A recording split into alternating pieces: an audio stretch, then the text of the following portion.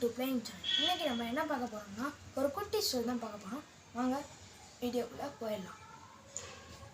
கதையின் தலைப்பு திருந்திய அரசர். ஒரு நாட்டை ஒரு அரசர் ஆண்டு வந்தார்.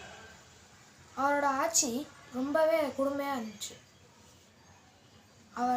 அவர் ஒரு சின்ன தப்பு பண்ணால் கூட ஒரு பெரிய தண்டனை கொடுக்குற மாதிரி ஒரு அரசர். அவரை பார்த்தாவே எல்லோரும் பயப்படுவாங்க. ஒரு நாள் அவருக்கு வேட்டையாடுறதுன்னா ரொம்ப பிடிக்கும். அதனால் காட்டுக்கு வேட்டையாட போகிறாரு.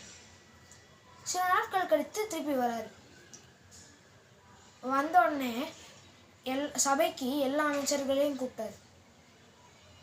கூப்பிட்டு நான் இனிமேல் நல்வழியில் செல்வேன், மக்களை சந்தோஷமாக வச்சுப்பேன், என்னை பெருமை சொல்கிற அளவுக்கு எல்லாரையும் வச்சுப்பேன் அப்படின்னு சொல்கிறாரு.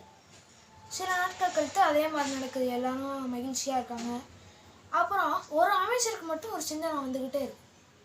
எப்பட்றா என்னைக்கும் துன்பம் கொடுக்குற அரசர் இப்படி மாறினாரே அப்படின்னு கேட்டார். அதனால அவர் போய் சபைக்கு போனார்.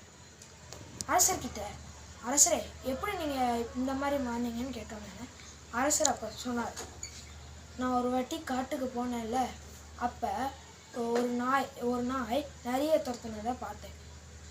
என்ன நடக்குது என்று நாய் பின்னாடியே போனேன். அந்த நரி வலைக்குள்ளே போய் ஒளிஞ்சுக்கிடுச்சு. அது கால் மட்டும் வெளியே தெரிஞ்சிருச்சு. நாய் அந்த காலை கடிச்சிருச்சு. கடிச்சோன்னா அந்த நரி ஊனமாயிடுச்சு. அதுக்கப்புறம் அந்த நாய் வேடர்கள் இருக்கிற இடத்துக்கு போச்சு. அப்போ நாயோட சொந்தக்காரன் ஒரு கல் எடுத்து நாய் மேலே தூக்கி போட்டான். அந்த நாயோட காலில் பட்டு அதுவும் ஊனமாயிடுச்சு. நாயோட சொந்தக்காரர் குதிரையில் போயிட்டு இருக்கும்போது அந்த குதிரை தட்டி அவரோட கால் ஊனமாயிருச்சு. அதுக்கப்புறம் குதிரை ஒரு பள்ளத்தில் மோதி அதோட காலும் ஊனமாயிருச்சு. இதில் நான் என்ன தெரிஞ்சுக்கிட்டேன்னா, பாவம் யாரையும் சும்மா விடாது. தீமை செய்தால் தீமை வரும், நன்மை செய்தால் நன்மை வரும். Bye guys. லைக் பண்ணி பிடிச்சிருந்துச்சுன்னா லைக் பண்ணுங்கள், சப்ஸ்கிரைப் பண்ணுங்கள். பாய் பாய்.